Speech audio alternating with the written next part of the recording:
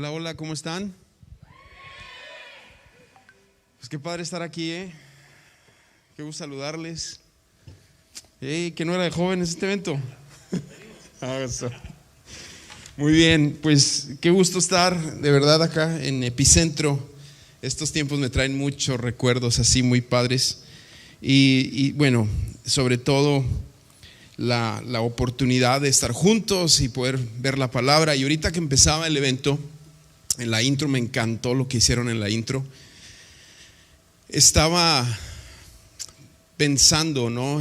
Porque ustedes están hablando como de sobresalir, no sé, es como yo lo interpreté todo lo que se hizo aquí, de realmente el término de atrevernos a soñar en el sentido de ser luz a este mundo, de mostrarles a otros la esperanza viva que nosotros tenemos, que es Jesús. Y lo que yo relaciono de todo esto, que estamos, pues este es el primer día, ¿no? Y siempre es como el pitcher abridor, ¿verdad? Es un poquito complicado. Sin embargo, lo que veo yo de lo que se hizo en la intro cuando empezó el tiempo de adoración es la importancia el día de hoy de ser hijos, la importancia de ser hijos. Y me encanta ese pasaje en Romanos que dice que la creación aguarda la manifestación, la tierra entera aguarda la manifestación de los hijos de Dios. Fíjate cómo dice, de los hijos de Dios. No dice de los grandes pastores, de los grandes profetas o cualquier título que tú quieras usar en el sentido espiritual. Dice la manifestación de hijos. Y creo que Dios en estos tiempos, más que nunca, en una sociedad donde está la familia muy desvirtuada, la hombría muy desvirtuada, la feminidad muy desvirtuada, donde el género está desvirtuado, en esta sociedad donde nos ha tocado vivir y donde tú estás creciendo y donde tú vas a tener una familia, hoy más que nunca es importante que tú entiendas lo que es ser un hijo, lo que es ser un hijo. Pero me gustaría orar y que pusiéramos este tiempo en manos de Dios, ¿está bien? Y permitirte, tú que te permitas que Dios te hable, porque si yo voy a estar aquí nada más echando rollo, pues de nada te va a servir. Pero que tú permitas que el Espíritu Santo hable a tu corazón. Entonces vamos a orar. Señor, gracias que podemos juntos venir ante tu presencia y recibir tu palabra. Háblanos por medio de la Biblia, de las escrituras que vamos a leer y de las meditaciones que tú me has permitido tener en cuanto a esto, para que tu Espíritu Santo lo use como una espada que penetre en nuestros corazones y transforme todo lo que somos. En el nombre de Jesús, amén, amén. Uno de los grandes privilegios que hemos tenido es que Dios nos ha rescatado de la esclavitud y nos ha hecho hijos. Es lo que dice la palabra, nos ha hecho hijos. Pero yo me he dado cuenta de algo. A lo largo de todos los años que tengo como cristianos, que ya son algunos, yo tengo más años de cristiano que ustedes de vida, a lo mejor, con algunos que están aquí. No tan viejos tampoco, ¿verdad? Porque ya si vemos aquí ya serían muchos años, ¿verdad? Pero bueno, el punto es que no es fácil pasar de una mente de esclavo a una mente de hijo. No es fácil pasar de una mente de huérfano a una mente de heredero, de hijo. No es fácil. Tampoco es sencillo vivir en estos tiempos como un hijo de Dios. Eso te lo voy a decir.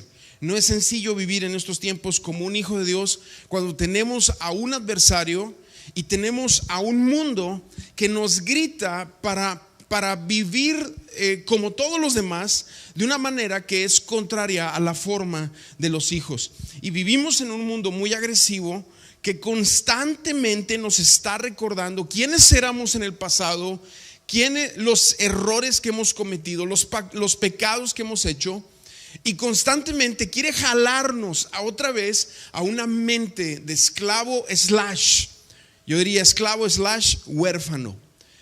Y es donde creo que este mensaje va a tocar tu corazón, porque si realmente nosotros nos vamos a atrever a soñar, y los sueños es un rollo, ¿verdad? Porque hay sueños carnales y hay sueños de Dios.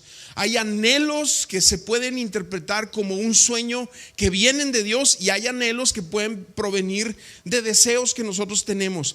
Pero si realmente nos vamos a conectar con Dios, nos vamos a sintonizar con nuestro Padre, entonces Él va a poner en nuestros corazones otra clase de sueños, otra clase de anhelos, otra clase de expectativas que yo pueda tener en la vida. Y eso es una realidad. Un día, en Lucas capítulo 3, nos dice que el Señor Jesucristo se fue a bautizar. ¿Sí? Se fue a bautizar. Lucas capítulo 3, versículos 21 y 22 dice: un día en que todo el pueblo estaba siendo bautizado, también fue bautizado Jesús. Y mientras Jesús oraba, el cielo, dice la palabra, se abrió y el Espíritu Santo descendió sobre él en forma de paloma. Entonces vino una voz del cielo que decía, fíjate, tú eres mi Hijo amado, en quien me complazco. Eso lo dice ahí Lucas capítulo 3, versículos 21 y 22.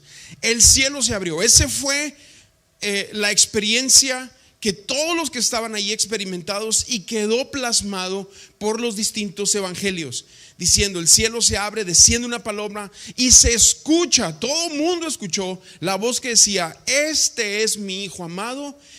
Y la versión clásica dice: en quien tengo complacencia. Después de eso, en Lucas, después de eso viene la genealogía de Jesús, hablándote de lo que es ser hijos. Espero me sigas aquí. Y 76 veces dice: hijo de Abraham, hijo de David, hijo, y va diciendo toda su genealogía, y menciona la palabra hijo después de que el Padre abrió el cielo y dijo: este es mi Hijo amado en quien tengo complacencia. Después de eso hubieron 76 veces que se menciona la palabra hijo en el escrito, por lo menos aquí de Lucas capítulo 3. Fíjate, 76 veces. Pero viene el diablo, y ¿sabes cuál es la primera tentación? Sobre Jesús. Si esta es la primera tentación sobre Jesús, ¿qué podemos esperar nosotros a lo largo de nuestra vida, en la realidad de nuestro caminar cristiano? Pero sobre Jesús la primera tentación es: si eres Hijo de Dios, dile a estas piedras que se conviertan en pan. Wow, yo siempre me he puesto a pensar en eso, porque nos habla de que si el mismo Señor Jesucristo, de quien todos escucharon por testimonio directo del Padre, de que es el Hijo de Dios, en quien el Padre se complace, y aquí hay mucho que hablar y mucho que decir. La complacencia del Padre estaba sobre Cristo antes de que Él hiciera algo. La complacencia de Dios estaba sobre su Hijo por ser Hijo, no por lo que hacía. Sin embargo, cuando llega después de estas 76 veces, la primera dicha por el Padre, que es Hijo de Dios, y la última, a lo mejor las 77 tendrás que contarlas tú, el diablo viene y le dice: si eres Hijo de Dios, dile a estas piedras que se conviertan en pan. Fíjate, el Padre ya había dicho: tú eres mi Hijo, antes de que hagas cualquier cosa. Y el diablo viene y le dice: si tú eres hijo, que valga tu hijez. ¿Existe esa palabra? No, ¿verdad?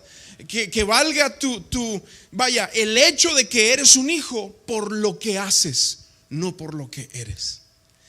Y esta es la gran confusión que yo veo muchos cristianos, sobre todo jóvenes, que hoy en día están atravesando. Valoran su cristianismo por lo que hacen, por cómo andan caminando, por su santidad, por su compromiso con la iglesia, por cuántas horas vienen aquí. Y te puedes topar hasta con un religioso que te diga: bueno, ¿y tú serviste en Epicentro? Y tú, pues no, este año no pude. Y tú le preguntas: ¿y tú? Y te va a contestar. Yo sé que no es el caso, ¿verdad? Pero pueden pasar esas cosas donde te digan: no, pues es que yo me desvelé hasta las 3 de la mañana ayer. Y qué bueno, qué padre que lo hiciste. Pero el punto aquí es no caer en la mentira de que porque yo hago algo, valgo delante de Dios, cuando no es así. valemos delante de Dios por el sacrificio de su Hijo. Y así como el Hijo complace al Padre, tú y yo, por medio de Jesús, también lo complacemos antes de hacer cualquier cosa, antes de cualquier logro, antes de evangelizar a una persona, antes de cualquier título. ¿Por qué? Simple y sencillamente porque al Padre le plació. Como que no está muy convencido, ¿verdad? Ahora, quiero tratar de exponer este tema aquí contigo. Pero todos nosotros nacimos en familias disfuncionales. Todos. ¿Por qué? Porque aunque tú vengas de una casa donde papá y mamá siempre han estado juntos y todo lo que tú quieras, el hecho de que ellos no son perfectos y tienen sus detalles y tienen sus problemas y son gente pecadora, a quien el Padre también posiblemente los ha perdonado, simplemente por eso ya te categoriza a ti dentro de una familia disfuncional, porque no hay familias perfectas. A veces piensan que las familias pastorales se hablan en salmos, ¿verdad? Que se levanta mi hijo en la mañana y: Padre, ¿por qué me has desamparado? No. O sea, ¿cómo te explico? Aunque sean familias del ministerio, todos provenimos de una cierta disfuncionalidad, por cuanto nuestros padres no son perfectos, ni somos perfectos como padres. Tenemos muchas fallas. No hay familias perfectas. Además, el pecado, como yo te decía al inicio, ha distorsionado el significado de la familia y de la paternidad. Lo ha distorsionado impresionantemente. Hace poco mi esposa y yo andábamos ahí en Saltillo, en el centro. Le dije: vente, vamos a tomarnos un cafecito romántico, una cafetería que está muy padre por ahí. Llegamos y de repente empezamos a escuchar mucho ruido, y resulta que ese era el día, era el desfile de la promoción, o ¿cómo le diré? De la expresión de la libertad de género allá en Saltillo, que por cierto está grueso eso por aquellos rumbos. Y nos acercamos. Yo de hecho grabé un videíto por ahí. Era una calle donde venían todos los chicos desfilando con sus banderas de arco iris y todo eso, que ellos en su expresión tienen todo el derecho a expresarlo. Simple y sencillamente, pues ojalá y estén abiertos para también poder recibir de Dios palabra que pueda transformar sus corazones. Eso es todo un tema. Pero era impresionante, una calle con un desfile con miles y miles de jóvenes, jovencitos desde 12, 13 años hasta hombres adultos, hasta la Miss Saltillo, Miss Coahuila. Está totalmente distorsionado, es lo que te quiero decir, está totalmente distorsionado el significado de familia y de paternidad hoy en día, totalmente distorsionado. Por eso, cuando nosotros nos acercamos al Señor Jesús y conocemos al Padre, batallamos mucho para abrazar esa paternidad. Muchísimo batallamos. Y mientras nosotros, aunque cristianos, y ahorita te lo voy a poner con un versículo, aunque cristianos no abrazamos la paternidad de Dios, no abrazamos su paternidad, aunque cristianos, seguimos viviendo como huérfanos y como esclavos. Pero el Padre, para que realmente tú cumplas esos propósitos sobre tu vida, para que tú realmente sueñes, necesitas ser hijo. Nunca vas a soñar si eres esclavo. Para que tú realmente puedas soñar, necesitas entender quién es un heredero. Nunca vas a soñar si no sabes que tienes una herencia. ¿Me van siguiendo? Porque, ¿qué fue lo que pasó?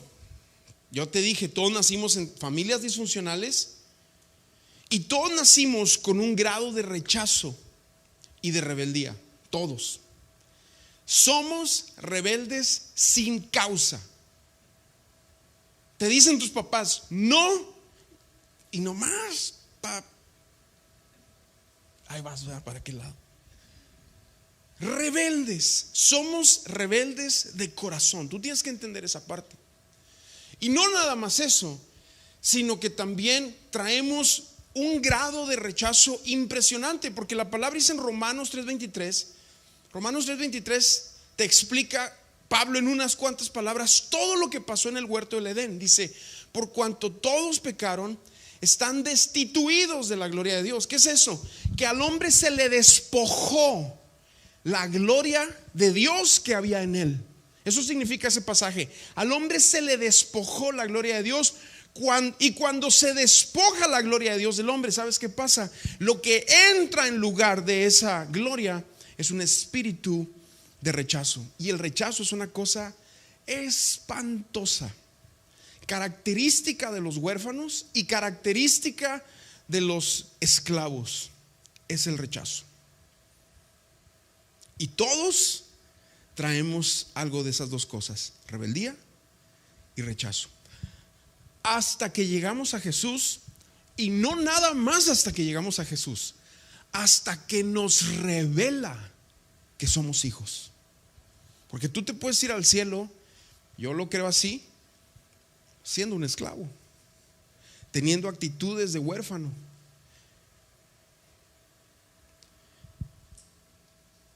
Pero Él quiere llevarnos a más. Entonces el rechazo, ¿qué hace? No te permite disfrutar de los afectos del Padre.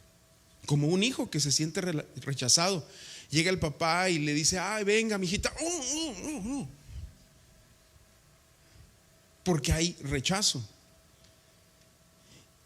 Y pasa otra cosa: siempre que el rechazo y la rebeldía sean parte de lo que nosotros somos, escúchame bien aquí, viviremos a las fronteras de las riquezas de Cristo, las arañaremos, pero no las disfrutaremos, no las viviremos, no las abrazaremos hasta que nos sometamos por completo al Señor y su obra.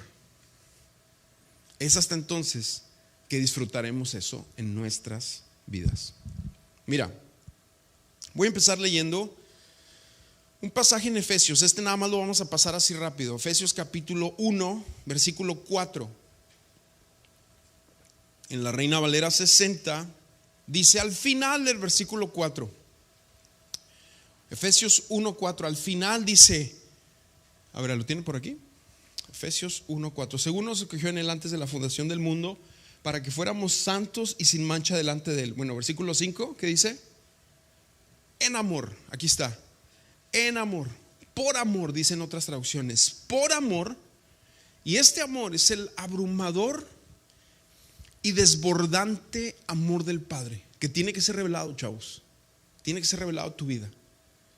Si tú no eres revelado en que el Padre te ama, te puedes llamar cristiano, pero tener un espíritu de rechazo que toda la vida te va a mantener a las fronteras de las riquezas de Cristo, y toda la vida vas a estar batallando con los mismos pecados porque te sientes esclavizado, porque sientes esa rebeldía, porque hay rechazo en tu corazón, y es un círculo vicioso que el amor del Padre, por medio de la revelación del Espíritu Santo, de la palabra a nuestras vidas, es lo que puede romper realmente ese espíritu en nuestras vidas, que en otras partes se le llama espíritu de temor.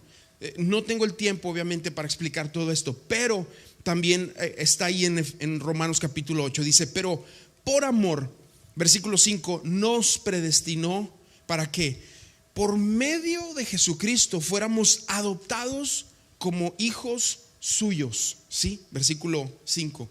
Fíjate, por amor nos adoptó como hijos. Eso es increíble, porque es lo que va rompiendo en nuestras vidas ese espíritu de rechazo, según el beneplácito de su voluntad. O sea, porque al Padre le plació, simple porque le dio la gana, simple y sencillamente por eso. Versículo 6: para alabanza de la gloria de su gracia, con el cual nos hizo otra vez aceptos en el amado. No nada más te adoptó, ahora te hizo acepto. Cuando una persona entiende que es aceptada por el Padre, se quita todo espíritu de rechazo. Se esfuma todas ideas de no me quieren, no me aceptan, es que es el grupito de aquellos, es que yo. Todos esos rollos son rotos en nuestras vidas. ¿Cuándo vamos entendiendo lo que dice aquí? Aceptos en el amado. Versículo 7. En Él, o sea en Jesús, tenemos la redención por su sangre, por medio de su sangre, y el perdón de pecados. De hecho, bueno, y aquí termina diciendo, según las riquezas de su gracia. Pero una verdadera liberación y libertad de los pecados que abruman muchas veces nuestras vidas es cuando ese espíritu de orfandad / esclavo es roto de nuestras vidas. Y quiero llevarte una historia en la Biblia. Esto es una historia muy interesante, ¿sí? De un personaje que se llamó Jefté. Muchos de ustedes ni saben quién es Jefté, posiblemente. Pero resulta que Jefté, yo me imagino que se cuela en el capítulo 11 de Hebreos, en el libro de la fe, en el salón de la fama de los hombres de Dios. De repente empieza con Abraham, Isaac, Jacob, Moisés. O sea, está ahí una serie de hombres, y de repente, así como de panzazo, así como que el que entró así, Jefté. Y entonces cuando lees de Jefté dices, pues ¿qué hizo Jefté? Y su historia está en Jueces capítulo 11. Es mencionado en Hebreos 11:32. Dice, ¿y qué más puedo decir? Tiempo me faltaría para hablar de Gedeón, Barak, Sansón, Jefté de David, así como de Samuel y los profetas. Hablando del tiempo de los jueces y el tiempo el tiempo de Samuel y David. Pero ir a la Biblia y escuchar o leer un poquito de Jefté es muy interesante, porque su historia está en Jueces capítulo 11. Si tienes por ahí tu Biblia, búscalo. Jueces capítulo 11, versículo 1, empiezo ahí. Jueces 11:1 dice: Jefté el Galadita. Me encanta porque la Biblia siempre primero define lo que Dios dice y luego ya le da chance a que en la historia se hable de todo el rollo que vivía Jefté. Entonces lo primero que hace ahí la Biblia con Jefté, Dios define quién era este chavo. Y dice: Jefté el Galadita era un hombre valiente y aguerrido. Valiente y aguerrido. ¿Cómo sería Jefté? Yo creo que Jefté era de armas tomar. Era un hombre de verdad valeroso, bueno para los trompos. No sé cómo decirlo. O sea, era un hombre de verdad que decía algo e iba por ello. Valiente y aguerrido. Eso nos habla de su actitud. Eso nos habla de que su actitud estaba por encima de su realidad, porque después de eso nos empieza a platicar de su realidad. Fíjate su realidad ahora. Hijo de una ramera. Primer cosa. ¿Hijo de quién? De una ramera. ¿Tú sabes qué es una ramera? Una prostituta. Su padre se llamaba Galad, y la mujer de Galad tuvo otros hijos de que cuando crecieron corrieron de su casa a Jefté. Número 2, corrido de su casa. No nada más es suficiente, hijo de una ramera, ahora corrido de la casa por sus hermanos. Él era el hijo bastardo, y sus hermanos, los hijos de Galad y la esposa original, lo corrieron de la casa. Y luego fíjate lo que dice aquí. Dice: y lo amenazaron diciéndole: tú no recibirás ninguna herencia de nuestro padre. Lo dejaron sin nada. ¿Ves la realidad de Jefté? ¿Ves la realidad de Jefté? Esa era la realidad de Jefté. Y lo amenazaron diciéndole: no recibirá ninguna herencia de nuestro padre, porque no eres hijo. O sea, le restregaban en su cara cada vez que llegaba Jefté, valiente y aguerrido, el que sacaba a los hermanos de los problemas. Tú no eres hijo, se lo recordaban en su cara. No, tú. Me los imagino así todos. Llegaba la pizza del Costco, todos, y el Jefté quería hacer tú quítate porque tú no eres hijo. Y le tocaba la de Little Caesars. Bueno, el punto es que dice: no eres hijo de nuestra madre, sino de otra mujer. Fue así como Jefté huyó. Porque yo creo que Jefté tuvo un proceso como todos nosotros. La realidad primero imperaba por encima de lo que Dios decía, hasta que él tuvo una actitud de fe, cambió su realidad por lo que Dios decía. Y cuando cambió eso en su corazón y en su vida, entonces él dejó de huir, porque esa es la característica de los huérfanos. Huyen. Ahora tú dirás, pues esto es injusto, porque él no pidió ser hijo de una ramera, él simplemente nació. Él no pidió ser un hijo bastardo. Él no pidió tener hermanos mala onda, porque hay hermanos buena onda.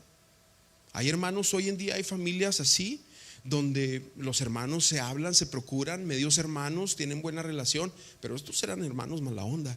Jefté le tocó vivir así. Él no lo escogió.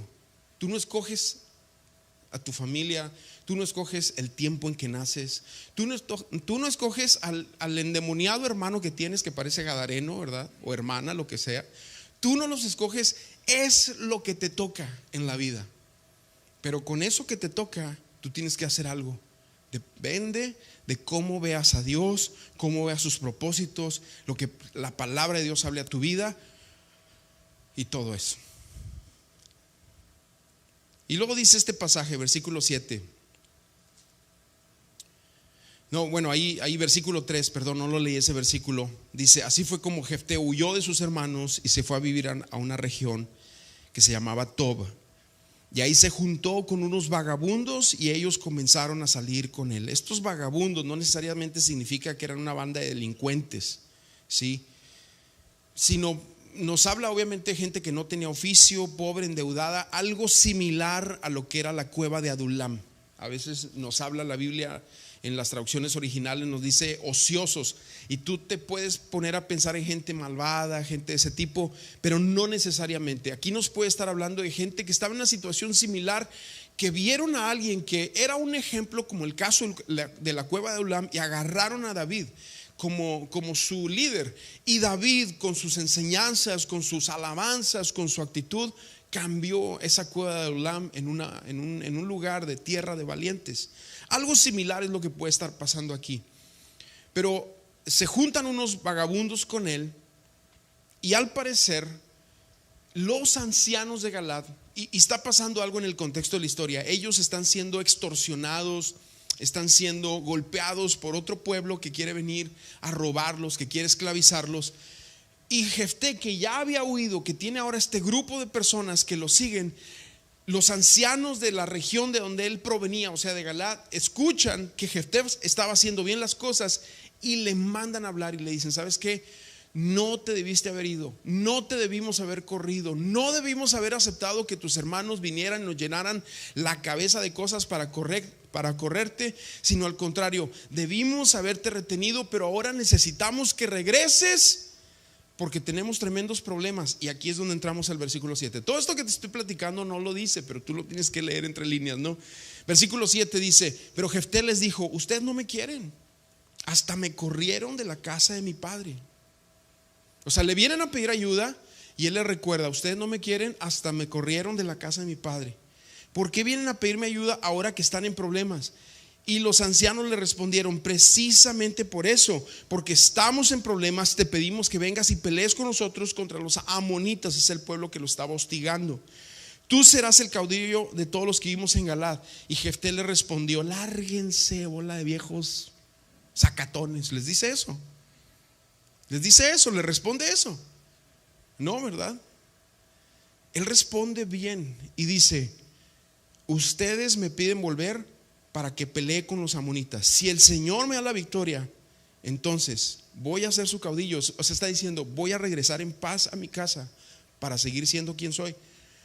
Y los ancianos de Galaad le respondieron, el Señor es nuestro testigo, haremos lo que tú nos ordenes. O sea, esta es una historia bien interesante, porque Jefté, teniendo toda esta realidad en contra de él, escoge perdonar, escoge moverse, quizá con el poco entendimiento que tenía de Dios, sin embargo, moviéndose en lo que en su instinto espiritual está, lo que es honrar a Dios. Y por esa acción de ser perdonador, de no funcionar, de no moverse como un huérfano que lo era, como un bastardo que lo era, como alguien corrido que lo era, como alguien a quien le recordaba, no eres hijo, no vas a heredar, no eres parte de nuestra familia, como alguien que tenía todas estas realidades, prefiere no escucharlas y ver una oportunidad de servir a su gente.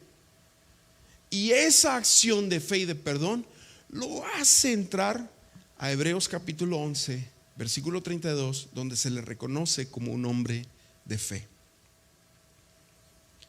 Porque eso es lo que marca la diferencia en lo que nosotros somos, que vivamos para Él. Su actitud perdonadora lo puso por encima de los hijos de su padre, quien inicialmente lo corrieron. Y es que así es. Quiero llevarte otro pasaje, Gálatas 4:1. Yo te hablaba ahorita un poquito acerca de esto, pero dice Gálatas 4:1. De hecho, Gálatas, la epístola, es muy interesante también, porque es Pablo hablándole a los hijos de por qué habían escogido hacerse religiosos y hacerse esclavos y hacerse huérfanos y hacerse gente cuadrada en el sentido espiritual. Y Pablo les dice en el capítulo, en el 3:1 les dice: ¿quién los fascinó? Solo quiero que me digan una cosa, que me den una respuesta. ¿Cómo recibieron al Espíritu? ¿Por el oír por fe o por las obras de la ley? O sea, lo que te decía al principio de Jesús, por el hecho de que es hijo o por tu performance. ¿Cómo recibiste a Jesús? ¿Por tu performance espiritual? ¿O cómo recibiste al Espíritu Santo? ¿Por tu performance espiritual o porque oíste con fe? Por fe. Pero ellos, los habitantes de esta iglesia, de esta zona de Galacia, se habían tomado de esa mentira, y esa mentira había fascinado sus mentes, y en lugar de caminar como hijos, ahora estaban caminando como esclavos, como huérfanos, como alguien que no entiende la herencia en Cristo y camina como alguien que le vale la vida espiritual. Le vale.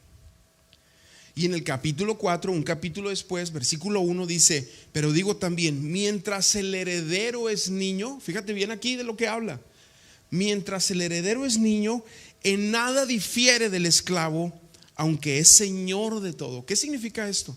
Que cuando una persona viene a Cristo, Dios ya le ha puesto como señor de todo, como heredero, como alguien que tiene todas las riquezas de Cristo a su favor. Pero mientras sea niño en su forma de pensar, mientras sea niño en su forma de abordar las riquezas espirituales, la gracia, lo que Dios nos ha dado, mientras es niño en no entender todo lo que Dios ha dado a tu vida y todo lo que está a tu favor, mientras se es niño en la actitud contra el pecado, mientras se es niño en la actitud contra la codicia, contra la avaricia, mientras se es niño en tu actitud en cuanto a todos estos pecados que muchas veces están alrededor de nosotros, pero en cuanto somos niños en estas actitudes, aquí lo dice: en nada difiere el heredero del esclavo. ¿Me van siguiendo? No hay una diferencia. No hay diferencia entre el heredero y el esclavo, mientras el heredero tenga mente de niño para abordar todas estas cosas que están alrededor de su vida y que tocan la puerta y que son una realidad. Es hasta que el heredero crece y sale de su actitud de niño que entiende que es dueño, que no es esclavo. ¿Sabes cuál fue el problema del hermano del hijo pródigo? ¿Te acuerdas la historia del hijo pródigo? Llega el hijo pródigo, viene pensando: le voy a decir a mi papá cuando llegue y lo vea, y trae, ya sabes cómo a veces traemos un rollo así en la cabeza de lo que vamos a decir para pedir perdón. Cuando lo vea a mi papá, le voy a decir: perdone papá, por favor dame chance de trabajar aquí como nuestros jornaleros, porque pues están mejor los jornaleros que allá, ya andaba comiendo con los puercos. Papá, dame chance, por favor. Algo le voy a decir. ¿Qué le voy a decir? Y el papá me lo imagino así en la terraza, viendo cada día a ver si su hijo regresaba. Y cuando el hijo viene regresando, dice la palabra que el padre sale corriendo hacia él, y antes que el hijo empiece a sacar su letanía, su rollo de papá, el papá se le tira, lo abraza, lo besa, empieza a celebrar. Dicen: tráigame otra ropa, le ponen otra ropa, se quita su anillo, le pone el anillo y le dice: vámonos, se va a hacer una fiesta. Pero resulta que su hermano no estaba ahí, su hermano andaba trabajando. Y cuando viene su hermano en la tarde, de repente está la fiestona y las alabanzas y toda la raza danzando, y así se pone, y el guitarrista y el pianista y las luces, y ya sabes, no, bueno, así vamos a imaginar que era un poco más moderno, pero estaba todo el ambiente padrísimo.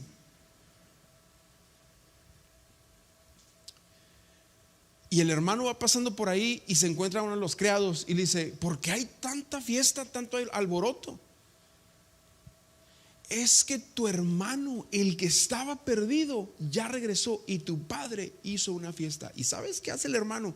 En lugar de decir: yes, qué buena onda, regresó mi carnal, regresó mi hermano, en lugar de decir eso, ¿sabes qué hace? Se enoja. Porque tenía, aunque heredero, aunque hijo, aunque era señor de toda esa hacienda, su mente era de esclavo, su mente era de huérfano. Hace muchos años nosotros viajábamos mucho, muchísimo. Y algo de lo que hacíamos anteriormente en un ministerio que teníamos es que íbamos reclutando jóvenes de todo México y los llevábamos a viajes exploratorios, misioneros, de ayuda social, de evangelismo a distintas partes. Hicimos muchos viajes muy padres, pero mi esposa siempre escogía cada verano, durante más o menos unos 6, 7, 8 años, no recuerdo bien, escogía ir a una casa hogar de unos amigos en San Miguel de Allende. Y era bien interesante ver a los niños ahí, porque los niños de la casa hogar, los que iban trayendo a la casa, porque eran niños en transición, niños que nunca habían comido con cubiertos. Entonces les ponían la comida y ¿sabes qué hacían? Aunque ya estaban en una casa y tenían los cubiertos, tenían el tenedor, la cuchara, tenían los cuchillos, ¿sabes qué hacían? Con las manos empezaban a comer, porque así son los huérfanos, así son los bastardos. Y lo digo con mucho respeto a los niños que estaban ahí, pero el que no entiende que ya tiene cubiertos, que ya tiene herramientas para comer en la vida, sigue usando lo más rústico para salir adelante. Muchos de esos niños jamás se habían bañado en una regadera. Dice mi esposa que los iban a meter a bañar porque llegaban oliendo a orines, a popó, ya sabes, ¿no? Mugrero y medio.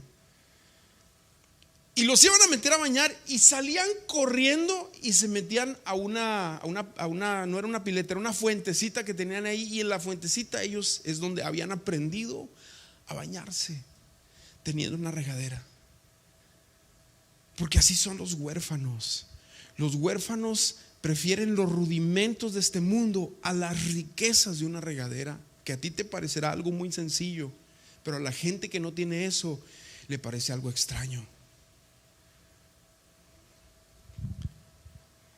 Y un experto en adopción y todo eso dice: mira, la adopción empieza cuando el papá dice quiero adoptar, pero se culmina cuando el hijo acepta a sus padres que lo adoptaron como sus padres.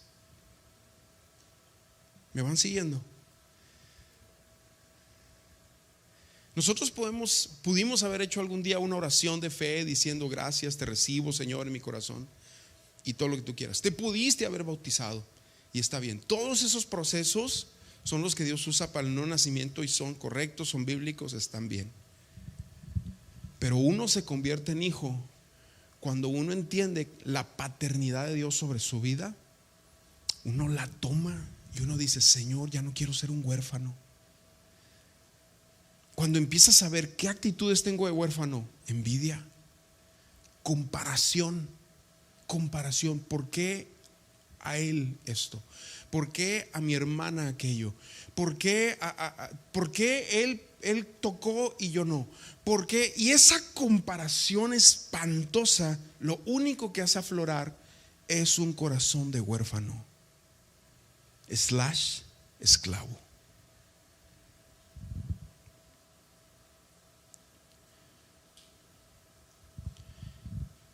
Porque el que no tiene su identidad clara como hijo siempre batallará con todo lo que provenga de la fe y todo lo que provenga del Espíritu Santo.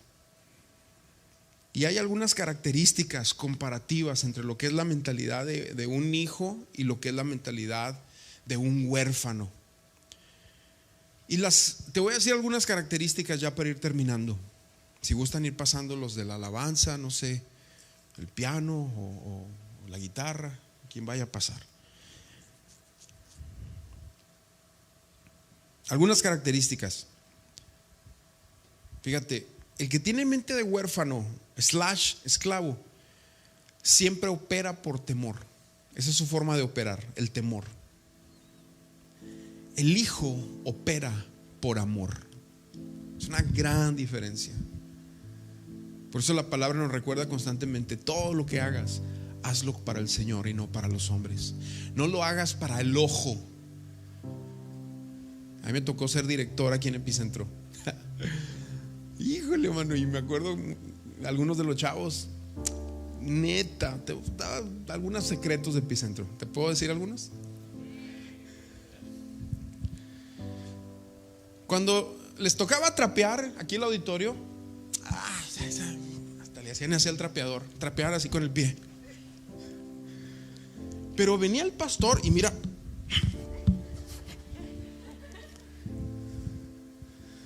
¿por qué? Porque vivimos para el ojo, para el hombre. Porque no, viene la persona, viene el pastor y entonces hago las cosas bien. Pero si no me ve, o sea, al cabo es mi papá, al cabo es mi hermano, al cabo nadie me ve, no importa. Y metes la basura bajo la alfombra, ¿no? Porque el huérfano opera por temor. El hijo opera por amor, hace las cosas bien por amor. Y la Biblia nos dice que no hemos recibido un espíritu de esclavitud, sino un espíritu de amor. Y ese espíritu clama: Abba Padre, porque su espíritu lo revela. Nunca podrás entender lo que significa Abba Padre si el espíritu no te lo revela.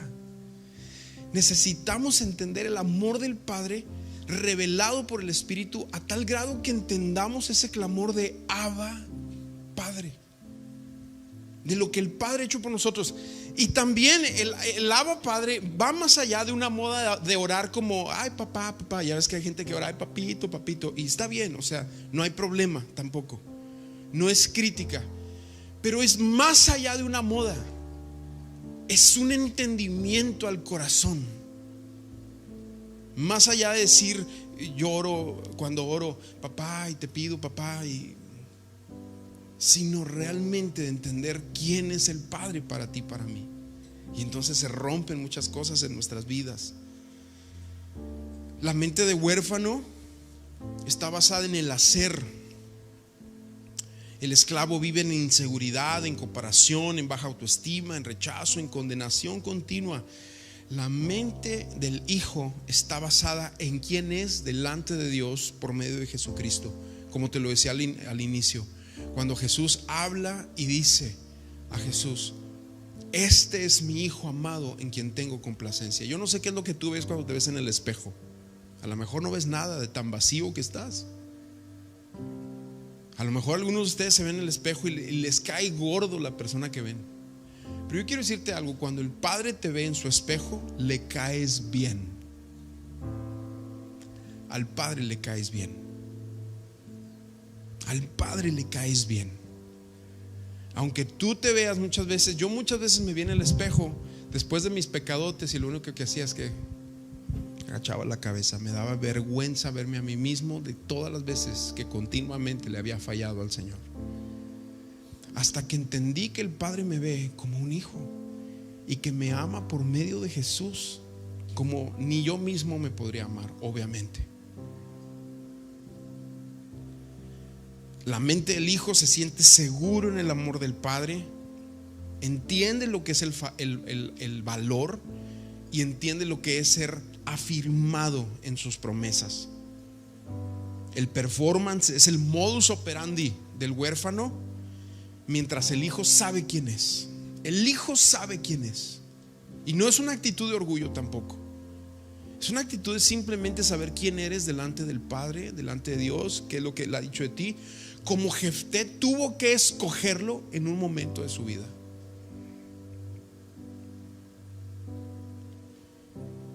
La mentalidad de huérfano / esclavo, la motivación para la santidad es evitar el rechazo de Dios. ¿Sí? Esa es la motivación para la santidad. Eso te lleva a una mente legalista de cumplir normas para no ser rechazado. El esclavo opera por disciplina. Realmente no quiere ir a la iglesia, pero lo hace porque sabe que tiene que hacerlo y marcar tarjeta y ya fui. Como quien lo trajeron aquí y va a llegar a su casa y le va a decir: ya fui, mamá, ya fui. Y a veces pasa, hasta en las mejores familias. El esclavo busca placer fuera de Dios, en adicciones, en pornografía, en vicios, en cosas de la carne, en relaciones desvirtuadas. Pero la mentalidad del hijo, su motivación para la santidad, es una relación con el Padre. El hijo opera por deleite. Es muy diferente. El hijo dice, como el Salmo 122:1, ese salmo dice: yo me alegré con los que me decían, a la casa del Señor iremos. Y cuando pecan los esclavos, como el esclavo Saúl, el huérfano Saúl en la Biblia, allá en 1 Samuel, cuando peca, lo único que le importaba era mantener su reputación y su gobierno. Y por eso le pide a Samuel: ven y por favor ofrece sacrificios delante de mí, delante de todos los ancianos de Israel. Ve conmigo, acompáñame, porque lo que le importaba era lo que pensaban los demás. Pero cuando el hijo David peca, su expresión ante el Padre es no ser cortado de esa intimidad que tenía con Dios. Él lo dice, Salmo 51: no me despidas de tu presencia, no quites de mí tu Santo Espíritu, devuélveme el gozo de tu salvación, dame un espíritu dispuesto a obedecerte, porque el hijo sabía lo que había perdido por medio de su pecado.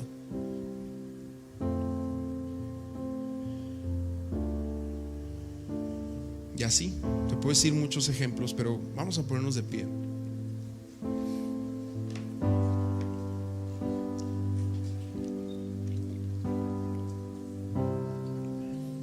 Y ahí donde estás, con tus ojos cerrados, vamos a orar. Y ahí donde estás, yo creo que Dios sí quiere darnos y soplar sobre nuestras vidas esa capacidad de soñar, de ver, de caminar en sus alturas. Está prometido para nosotros. Quizá yo quiero empezar en este tiempo poniendo una base. Y la base para poder brincar, el trampolín para poder brincar a sus sueños, a lo que Dios tiene, a lo que Él quiere que tú y yo nos atrevamos, tiene que ser que tú y yo comprendamos quiénes son los hijos. Y si tú has tenido una actitud de esclavo, de huérfano, ahí donde estás, empieza a orar al Señor. Dile: Señor, libérame de este performance, libérame de esta actitud de comparación, libérame de esta actitud de hacer para ser valorado, de que me vean para ser valorado. Libérame de esas cosas, Señor, que esta generación padece de ello horriblemente. Libérame, Señor, de esas ideas de que lo que piensan de mí es lo que realmente soy. Y ánclame, Señor, en tus ideas de que valgo por quien tú dices que soy, de que tú me ves con ojos de amor y ojos de agrado, de que no me has rechazado, sino que has roto en mi vida el espíritu de rechazo, el espíritu de rebeldía, de que tú me ves con los ojos como ves al mismo Cristo. Y tú, Jesús, tú oras en Juan 17 cuando dices: revélales que el amor con que me has amado a mí está en ellos. Así oro en esta noche, Señor, que tú reveles tu amor para nosotros, que tú rompas, Señor, todo espíritu de rechazo, que tú rompas, Señor, en medio de nosotros toda mentira de que no podemos ir a más, de que no podemos crecer, de que no podemos salir adelante, de que no podemos hacer tu obra, de que no podemos hacer lo que nos toca hacer en este tiempo. Te pedimos, Padre, te pedimos que tu Espíritu Santo venga y nos traiga una revelación para clamar verdaderamente: Abba, Padre, Abba, Padre. Y ahí donde estás, tú empieza a decirlo al Señor: Señor, revélame por tu Espíritu Santo que soy tu hijo. Rompe en medio de nosotros todo espíritu de rechazo, de separación, todo aquello, Señor, que nos aleja de ti, en el nombre de Jesús. Y yo quiero hacer algo más. Yo no sé si, bueno, no sé, a lo mejor vamos a romper un poco de protocolos, pero yo no sé. Yo quiero abrir ahorita un tiempo para orar y que tú ahí donde estás, si tú quieres venir aquí al frente y orar, yo quiero que tú salgas de tu lugar. Y si hay alguien que tiene que venir aquí al frente y decir: Señor, rompe el espíritu de orfandad en mi vida, en el nombre de Jesús, hazlo. Sal de tu lugar, ven y derrama tu corazón delante del Padre, en el nombre de Jesús. Si hay alguien así, si hay alguien así, en el nombre de Jesús, Padre, en el nombre de Jesús, Señor, yo clamo en esta hora para que tú rompas en nosotros, tú rompas en nosotros, amén, tú rompas en nosotros todo espíritu de rechazo. Ya nada más cuando lleguen aquí al frente, sepárense un poco, por favor, Señor, pero que tu obra sea hecha en medio de nosotros, Espíritu Santo. Y al llegar aquí al frente, empieza a orar. Ahí donde estás, empieza a orar. Dile al Señor: Señor, en el nombre de Jesús, haz tu obra en mi vida, haz tu obra en mi corazón. Alza tus manos al Padre, ahí donde estás. Señor, tú rompes todo aquello que el mundo quiere imponer para traer rechazo en nuestras vidas. En el nombre de Cristo, Señor, ven en medio de nosotros y prepáranos para lo que tú quieres hacer. Tú quieres llevarnos a cosas preciosas, tú quieres llevarnos al cumplimiento de tu sueño para nosotros. En el nombre de Jesús oramos que tú rompes todo espíritu de orfandad, de rechazo, en el nombre de Jesús, en el nombre de Jesús. Que se rompe toda mentira diabólica de que no eres hijo, de que no eres suficiente, de que no vales, de que lo que tú haces no sirve. Que se ha roto eso en el nombre de Jesús. Y hoy podamos escuchar la voz que se escuchó del cielo ese día, donde Él es mi Hijo amado, en quien me complazco. Que así venga tu palabra en medio de nosotros y tu Espíritu Santo vuelva a revelar eso a nuestras vidas. Oh, en el nombre de Jesús, en el nombre de Jesús. Trae luz a tu palabra, Señor, en medio de nuestros corazones. Trae luz a tu palabra en medio de nuestros corazones. Tu palabra es luz. Alúmbrala en medio de nuestros corazones, en el nombre de Jesús. En el nombre de Jesús, Señor.